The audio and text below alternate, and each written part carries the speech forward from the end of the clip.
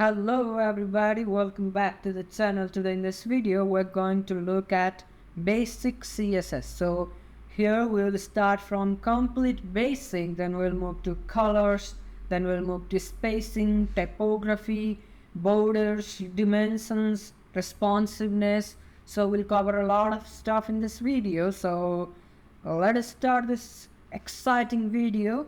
So first of all, if you don't know anything about CSS, then no worries, this is a complete beginner friendly video. But if you don't know about HTML as well, I also have a complete tutorial of HTML in just 40 minutes, so you can have a look at that. And after this video you can just explore in our channel to learn more about CSS and HTML and web development with HTML and CSS in general. So let us start this basic CSS tutorial.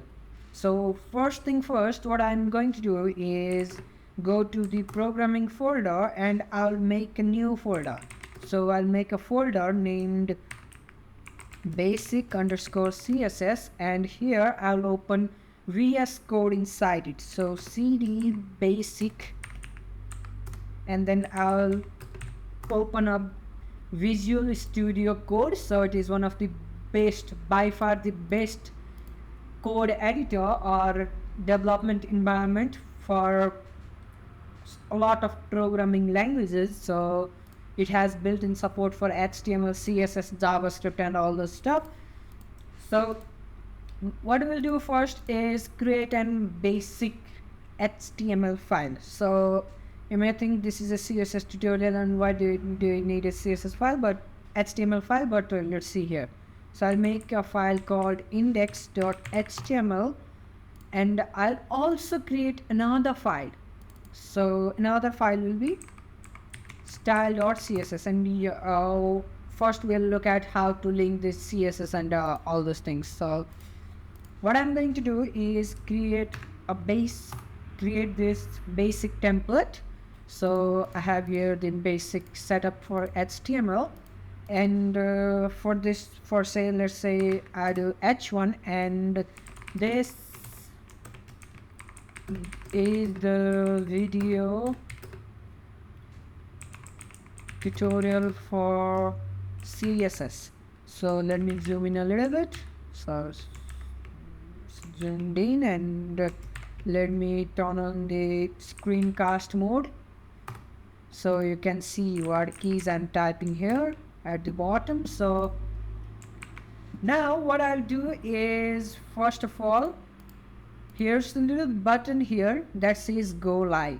So it may not be in your Visual Studio Code setup, but it's easy to get that. So first you need to locate here this extensions button, and you have to search for live, and you should see some extension here.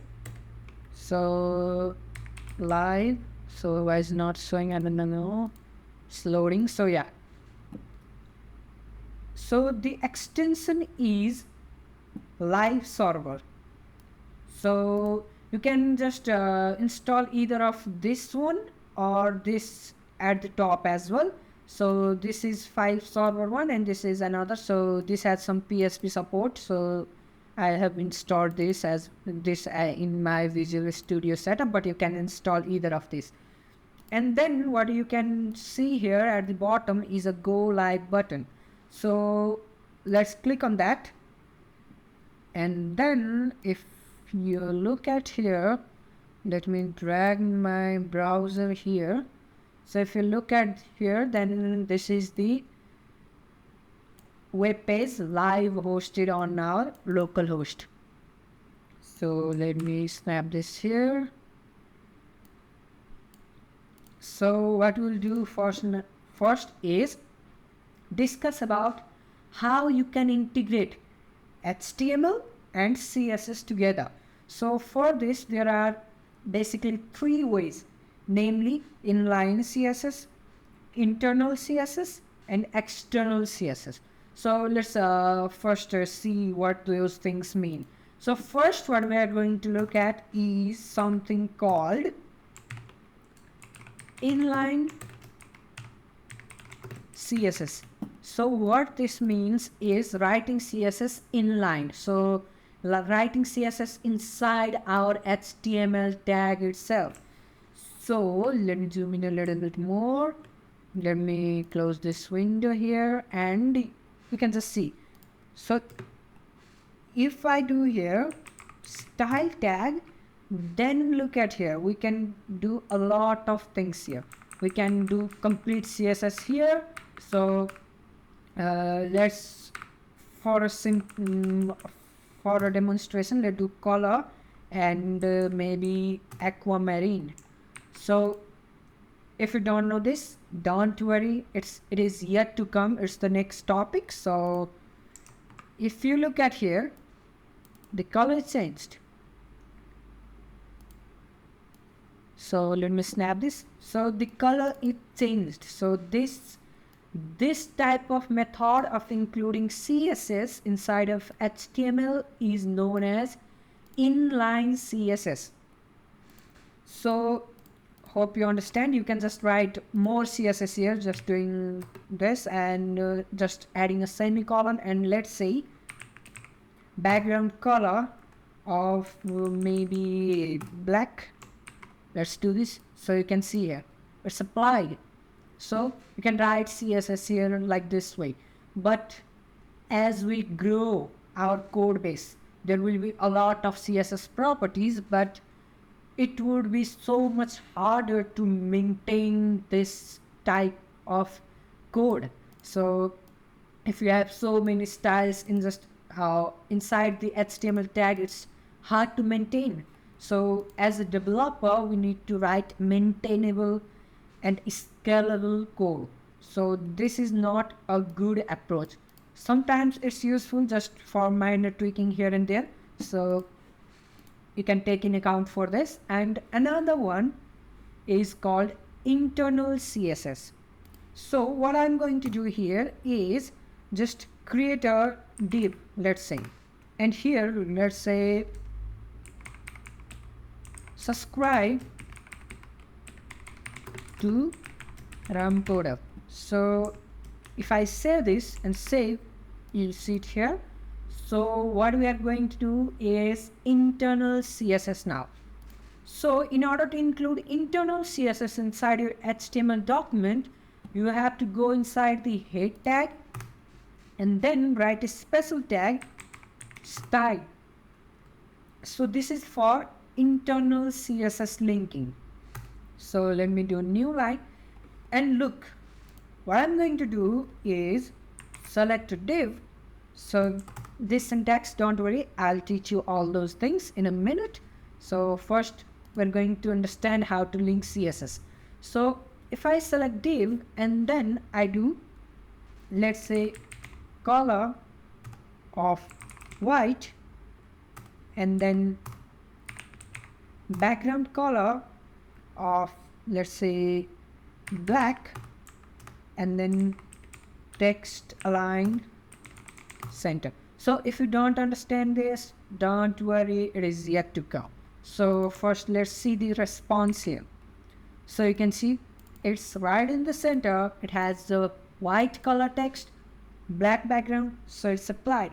So this particular method here is called, what do you say, internal CSS. So this is how you link internal CSS. But if you have a close look here as well, as we have so many, as we grow our code, we will have so many HTML tags in the document. And then if we also have our CSS at the top, so it's a lot of scrolling here and there and it's not that maintainable. So what you can do, turns out we can just separate this. You can just copy this one and then paste in a new file called style.css. So look at here, if I remove this one, look, styling is not applied.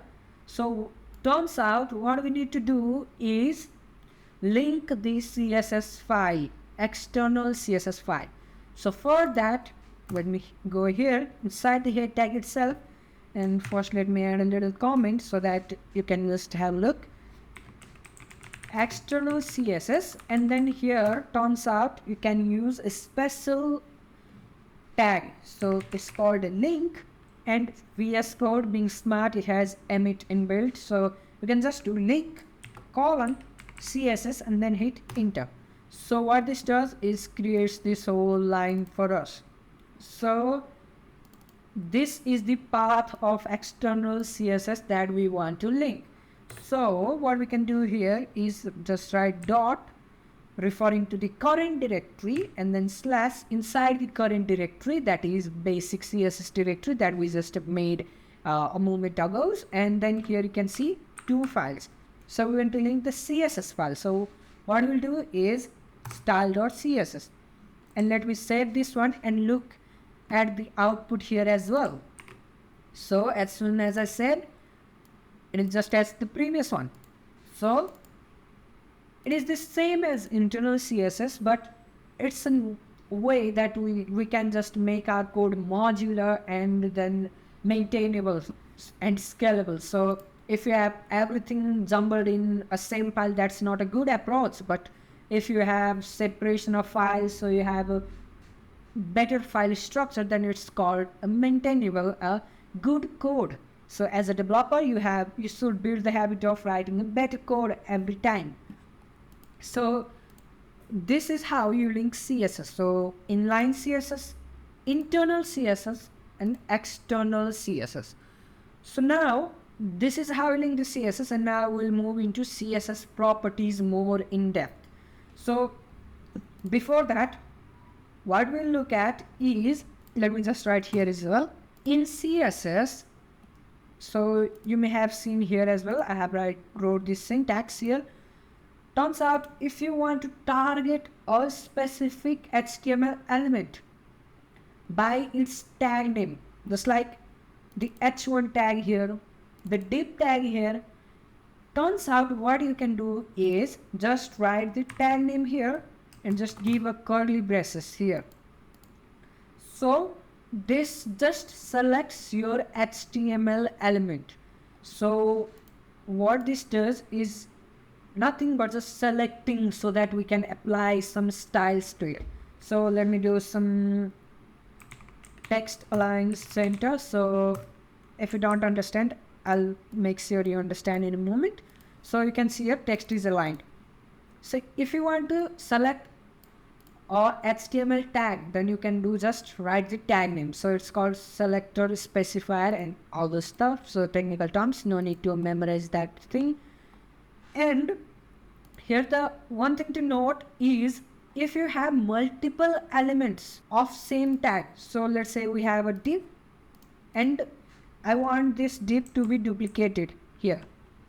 So Alt Shift down, no, Control Shift down array. So what is the shortcut? Maybe the shortcuts are just jumbled up one. So let me copy this line and then paste it here. So turns out same styling is applied to every element on the page. So let's say you want to have the first div black background and the second div maybe blue background. So what I can do, we can use class names or IDs. So to demonstrate both at the same time, what I'll do is in the first one I'll add a ID and the second one I'll add a class name. So if you don't know about IDs and class name, you can watch our HTML video, you will get a better understanding there. So if I do ID and let's say first, and in the second div I'll do class and let's say second. So now instead of doing a complete div, what you can do is, so we want the background colors to be different. So for the first one we want to have a black background and for the second one we want to have a blue background. So let me remove this line first. So you will also see some techniques here. So instead of duplicating the lines, I have just removed that from the div And what turns out, if you want to target an ID, what you can do is write a hash symbol and then the name of the ID. Here in this case, it's first, and then open the curly braces again, and then have the property here. So if I save here, then it's only applied to the first div, not the second one at the bottom, only to the first one. So it is targeting the element with the ID first. And if you want to target class, so what you can do is just do dot. So period and then second. So this is going to target now what is called classes. So if I do here and then instead of black, we wanted to have a blue color. So you can see first one is black, second one is blue. So this is how you target single element as well and multiple tags as well and classes IDs in CSS. So hope you understand this. So now we are going to move to the topics of colors. So you can see here some colors going here and there. So it's not a better design, so this color is not great looking, but we can have just a simple understanding. So what you can do is just remove everything from here and then have this empty document, and what I can do is h1 basic CSS tutorial, and then in the new line what I can do is div square to ramCoder, and then what I can do is just remove everything from here as well, and then save it, and then link externally name colon CSS and we go /style.css. So there's no styling here. So first what we are going to look at is colors. So if you want to have comments in CSS, this is the syntax for that, colors. So for the colors, what I'm going to do is, let's target the h1. So turns out, as you have already seen a moment ago, if you want to change the color of the text, so the color of the text here is black, but if you want to change that, in CSS we have a property called color itself. So the color means the text color of the h1 tag here. So if we have a div tag selected, then it's the color, text color for the div. So if you want to change the text color, just use color property, and then we can just choose any of the colors shown here, or we can have our custom color code as well. So just for a demonstration, let's say brown. Let's save it. Yeah, you can see it's updated. So if you want to change the color, text color, then you can use color as well. But what if you want to change the background color? So turns out, as you already seen, we have a property called background color, and you can choose any color here as well. So let's, for the sake, choose aqua. So you can see color is applied. We have a text color of brown and a background color of aqua. So these two are a very important property that you are going to use every time you make a web page. So take into account this syntax. So these are the basic things for colors, and next thing we are going to move is about spacing. So it's a little important part. So I have here a simple image here to show you. So before starting spacings, it is important to know about box model in CSS. So turns out in CSS, the main element you have, just like the h1 tag, is occupying this space inside the blue one, 794 by 160. So this is the space that is taken by the element itself, and it has padding outside the element and then border outside the padding and margin outside the border. So why it's important? So if you want spacing inside a border, so inside a border you want to some space, then you can do just padding. And if you want some space outside the border, what you can do? You can do margin. And if you want to increase the border, it will increase the size between margin and padding. So it's important to know where does the padding go, where does the border go, where does the margin go, as it is important while we're talking about the topic of spacing. So you can look at this image everywhere in the internet, and you can refer this anytime.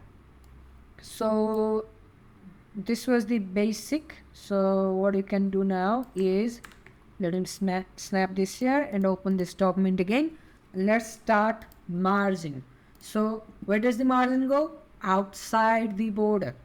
So what I'm going to do is, let's say I want to add a margin for the H1. So what I can do is just write margin here and then just do any margin here. So we have some units here: percentage, pixels, rem, m, and other stuff as well. So for the simplicity we are going to just use pixels, but generally it's not a good practice to use pixel everywhere because it's not that responsive. So we'll talk about that in the responsive part.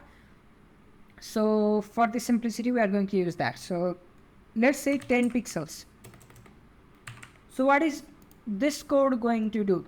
So this is going to add spacing outside the border of 10 pixels. So let me save this and look at here. So there's some margin, if you have noticed. So if I comment this out, then you can see here there's a little spacing here, but if I uncomment this, you can see some more spacing here. So let's say I do 50 for more visibility. So you can see margin is added, but point to be noted, it's added on every side: top, left, bottom, right, everywhere. So what if you want to just add a margin at top? So for that, turns out you can do margin hyphen top. So this is going to apply margin at top only. So no bottom margin, no left, no right. If you want to have bottom margin, just write bottom. You will have a bottom margin. If you want to have it in left, it's in the left. If you want to have it in right, you have it here. So this is about margins. Now after margin, what we're going to do is look at padding. So if you look here, padding goes inside the border and outside the element. So if you want to have padding, you can just do padding. And then let's say 10 pixels again. Look at here. Spacing is inside the border. Did you notice anything? So let me do here 50 pixel and note here at the output. Okay, I'm going to save it. So if you look at here, spaced out from inside, not outside. So here are some spaces inside. So this line here is border, this inside part is padding, and outside it's margin. So same as margin, we have padding top, we have padding bottom, we have padding left, we have padding right. So same as the margin. So this is all about padding and spacing in general. So if you know these three things: box model, margin, padding, so you can just do a lot of stuff. So a lot of ways are open for you. Now let's move on to the next topic, that is typography. So what does typography means? So you see here fonts, font weights. So up here it's bold, up here it's not bold. So you can do the things like italics, underline, all those things that's come under typography. So let's say we want to change the typography of this heading H1 tag. So let's start with font size. So let's say I want to increase the size of this title. So what I can do is font size, and then I can give a value, either it be in pixels or percentage or rem or n or any other value that you know. So percentage are not quite useful here, but mainly is the rem property most of the time, but for the simplicity let's use pixels. So let's say I want to have 24 pixels. So let's save it and see the output. So smaller. So the initial styling of H1 is greater than 24 pixels. So let's say 40 pixels. So it's now bigger. So you can change the size of the text. So you can do the same with the div. So let's select the div and then font size, and then let's say 30 pixels. So you can see it's bigger now. Now the next topic we're going to look is font family. So what does font family means? So let's say you want to change the font here. You don't like the default font. You may want some Comic Sans. You may want sans serif. You may want any font. So how you can change that?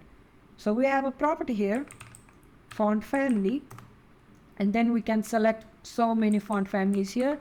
So for the sake of this video, let's select one. So let's say sans serif. So if I say this, look at the output. So you can see the typography changed. So the font here is another one. The font here is another one. Let me change the font again. And then let's choose shows UI. So you can see font is changed. So this is how you change font. Also you can just download font from Google Font and then load it in CSS as well. So you can have a custom font, any font that you want. So the next topic we are going to look is letter spacing. So let's say I want to increase the spaces between B and A and S and C, S and I. So how can you do that? So turns out we have letter spacing property. So let's say I have 2 pixels here, and let's see at the output. If you look closely, the spacing in between is increased. So to improve more visibility, so let's say to 10 pixels. So you can see the letters are spread away. So the spacing of the letters are increased. So this is how you can increase the letter spacing as well. So let's do 2 pixels. Maybe it looks nice, or just 1 pixel congested. So now let's move to the next topic. You can see here the title is bold. So what if you don't want it to be bold for some reason? So turns out we have a property called font weight. So you can just choose a value here. So just like 100, 200, 400, 500, or just write bold, bolder, lighter, normal, and all those things. So let's say what you can do, let's say 100. So here it's not bold anymore. So you can change the font weight here. Let's say 500. It's a little bold. Let's say 900. It's bold. So it's bolder. Or just you can write bold here. So let's say you want to make this text bold. How can you do that? Font weight, bold, simple. So it's now bold. Now let's look at some more typography features. So let's say you want to have an italics text. How can you do that? Turns out what you can do is, if you want to do italics, you can do font and then style.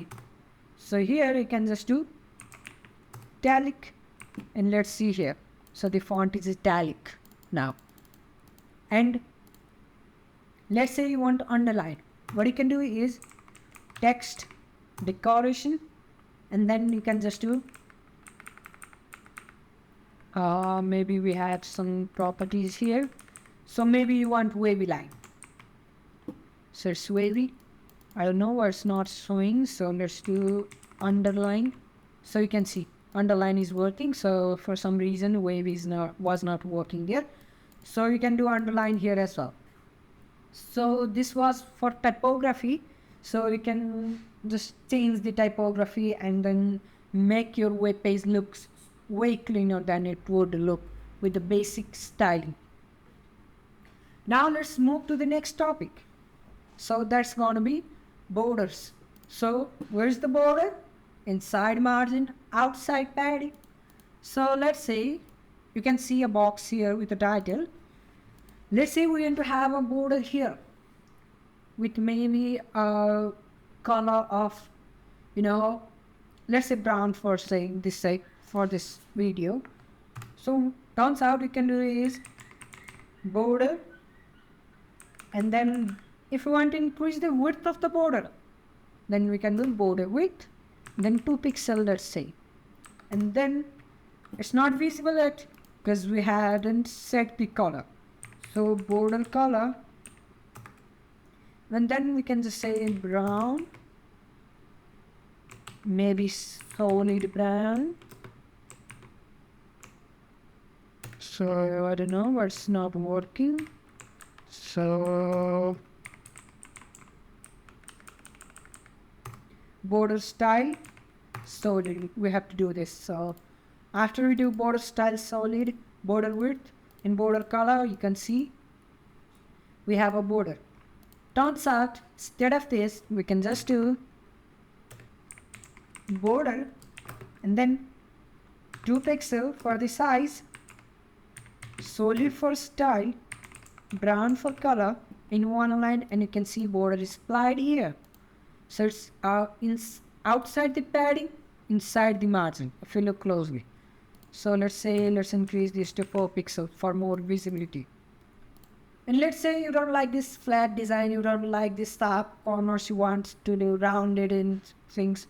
What you can do is, turns out, something called border radius, and you can do pass some values here. So let me do 10 pixels, and let's look at the output here. It's rounded. So let me do 30 pixels. It's more rounded. So this is how you can make something rounded in CSS. So this was for borders, and next thing we're gonna look at is something called dimensions. So height, width, and then z-index. So let's look at that. Let's create a new div, and we'll have a class name of, let's say, box. So if I target here dot box, and then we have some dimensions. So initially we don't see any box here. How can you make it appear? So turns out we have height property. So let's say we have a height of 50 pixels. Let's say we have width of 50 pixels as well. So, but it's not visible yet. So turns out what we need to do is add a background color. Let's say yellow green. So you can see the box here. So we can increase the height 60 pixels, then width 50, or let's say width 100. So I can see a rectangle here. So these are the dimensions, height and width, and you can apply this in many tags. So you can apply this in h1s, divs, then text, paragraph tag, and all those things. So it's also an important thing. And another thing is something called a z-index. So let me write a comment here, the z-index. So in order to understand z-index, what I'm going to do is introduce a new property that we're not going to discuss in this video because that's a little complex topic. So it comes in advanced CSS, not in basic CSS. So I'll just write a simple code, but you don't have to worry about that in this video that much. So you can figure out that in next video. So that is the advanced CSS topic. Let's do position of absolute, and let's say top of 50 and left of 50 pixel, and you can see the box goes here on top of the basic CSS tutorial. But you can see here it's above the h1 tag. So what if we want this h1 and the whole box here to be above the yellow green box? Turns out we can do the z-index and increase its value, let's say 10. So it's not working right now. So let's say 100. I don't know why it's not working here. Maybe it looks like there's some problem. Let me decrease it here as well. Z-index, and what I can do is minus 10. So if you look at here, the h1 tag is above the box. So this is what the z-index do. So you can just think of it as in three-dimensional way. So height is one dimension, width is 2 dimension, and z-index is the third dimension. So it makes things closer and far from you. So you can just practice yourself by just manipulating these values in different tags and all that. So this is how you change the z-index, or you can change the third dimension of your HTML elements as well. So after dimensions, so we are in the last topic for this basic CSS. So we're going to touch a little bit of responsiveness. So responsiveness is not a basic CSS topic. It's a little advanced topic, but we're just gonna scratch a little bit of it. So what is responsiveness? So let's say some website. So let's say this website. So here, if you look at this closely, as I increase the width of the screen, look at how the content in the website changes. As I increase it, after I reach a certain point in time, so after I reach a certain dimension, it's changed. Sidebar is appeared, navbar is changed. But if I move it a little here, look what happens. It's changed. So instead of sidebar, we have some bottom navigation here. So how is it done? Turns out it's done using a concept called responsiveness. So nowadays we have so many type of devices. We have mobile devices, we have laptops, we have desktops, we have smartwatches, and all those so many type of devices. So how can we make our website look pretty in all those devices? So turns out you have to use something called media queries. So in order to do that, we have to do @media and screen, and then so let's not do end.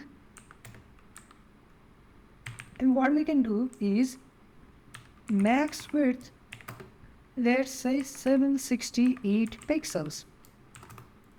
So it says once we reach the 768 pixels mark, media screen end. So let's say we want the heading to change its background color. So let's do h1 and background color of maybe, let's say, blue. So you can see it's now blue. If you look closely here, screen and max width of 768. So until and unless our screen size of the web page is 768 pixels in width, our color is going to be blue. Once we go beyond that mark, beyond 768 pixels, so something like 769 pixel, so then we should change the color. So look what happens if I go on increasing the size. Once I hit the mark, you can see that color is changed. So this is how you can make things responsive. So instead of doing background color here, you can do positions and things. You can just increase or decrease heights. You can increase, decrease dimensions. So this is how you do responsiveness. So now let's do another thing. Instead of max width, min width. So minimum of 768 pixels. So if I do this and then just increase the size, so you can see here. So if our width is greater than 768 pixels, so that is minimum of 768 pixel, then we'll render this CSS, not the one above.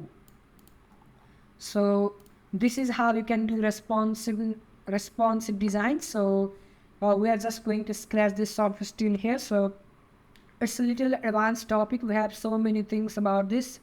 So hopefully you understand some basic CSS properties. We just took a look at how you can link CSS, inline, internal, external, and then how you can change colors, whether it be font color or background color or border color. And we had look at spacings, box model, margin, paddings, typography, font size, font family, letter spacing, font weight, and we also looked at borders, border widths, roundnesses, colors, and then we looked at dimensions, 3 dimensions, height, width, g-index, and we just scratched the surface of responsiveness. So this was it for basic CSS.